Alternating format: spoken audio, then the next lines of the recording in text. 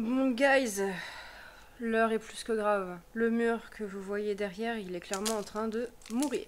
Genre, il n'y a pas une plante qui se sent bien dedans. Donc, le résultat est que c'est un échec, clairement. Je vais quand même tenter de sauver le mur. Mon avis est que les poches, ça va pas du tout. En fait, je vais tout enlever, tout recommencer et mettre dans des pots. En espérant que ça va faire repartir certaines plantes. Je vais vous montrer là les dégâts que ça a causé. Hein, et je vais vous filmer du coup... le changement. Bon là en l'occurrence on va parler que du mur. Je suis au bout de ma vie. J'ai au moins 50% de mes plantes qui sont en train de mourir. Au moins 20% que j'ai dû complètement couper. J'en suis esclave. Je dois les laver tout le temps. Je dois les nettoyer. Je dois les traiter. Parce que maintenant, il n'y a plus seulement que les cochenilles et les araignées rouges. Non, non, non. Les trips sont venus se rajouter à la partie. Sachez qu'à l'heure actuelle, je suis à 2 doigts de balancer mes plantes. En plus, vous savez quoi? J'ai voulu nettoyer, du coup, mon philodendron gloriosum. Jusque-là, tout va bien. Je casse la tige! Genre... Bref... Et puis ce mur là, ce mur. Non mais, je vais vous montrer. Bon, jusque là, ça passe. Le Singo, il se maintient en vie. Ce truc là aussi. Junira, je sais plus comment ça s'appelle, il est en train de... Il est mort, hein. L'espèce de chaîne de cœur que j'aime pas en plus, je sais pas pourquoi j'ai acheté ça. Lui, bon, ça se passe de commentaires, hein, pas besoin de... Voilà. Elle a perdu totalement sa couleur. Normalement, c'est censé être vert, genre, bien pétant. La Calathea...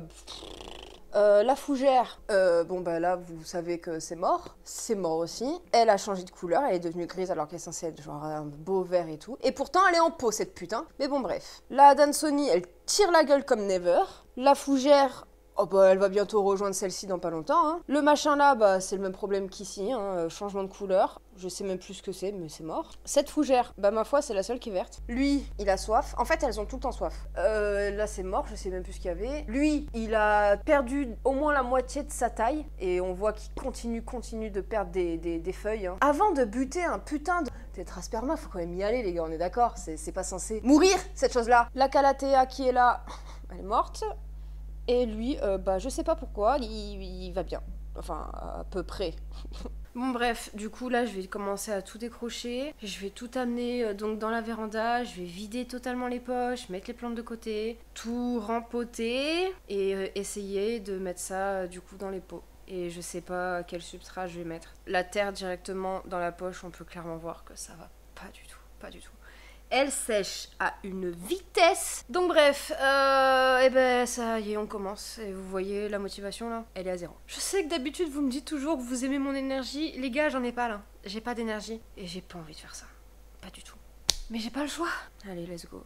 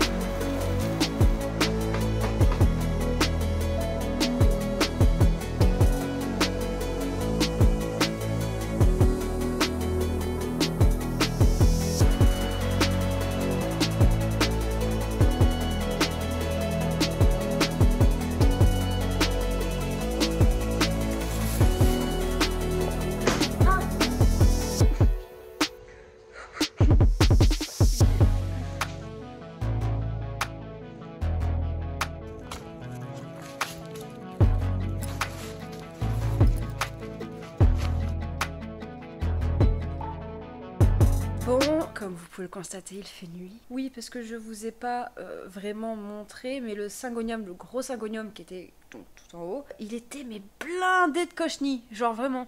Parce que je le vaux bien. Parce que je le vaux bien. Bien. Je le vaux bien. Je le vaux bien. Je le vaux bien. Je le vaux bien. Je le vaux bien. Parce que je le vaux.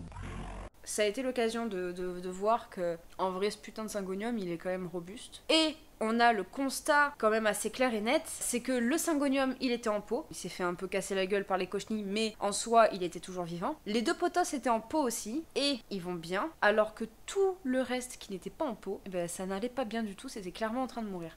Donc, maintenant que tout le monde est remis en pot, on va laisser passer encore un mois, on va pouvoir voir justement si ça change quelque chose ou pas. Là, j'ai arrosé, parce que c'était un sécheresse totale. Mais par contre, je me suis rendu compte d'un truc, c'est que l'eau dégouline de partout maintenant, et ça dégouline sur mon mur. Alors que c'est quelque chose qui ne se passait absolument pas lorsque j'avais du coup toute la terre avec le lit de écorce de coco dans le fond. Je pense que je vais devoir potentiellement le refaire une 3e fois en faisant un mix. C'est-à-dire qu'en gros, je laisse un espèce de lit de coco par exemple et je mets le pot par-dessus. De sorte à ce que quand j'arrose, l'eau en fait qui dégouline soit quand même absorbée un minimum par ce lit d'écorce de coco au lieu de descendre direct en fait dans le sac du tout. Parce que les petites poches qui sont ici, vous voyez pas parce qu'il fait noir, mais les petites poches qui sont là, qui sont du coup en plastique imperméable, justement pour retenir l'eau, elles se sont carrément remplies d'eau.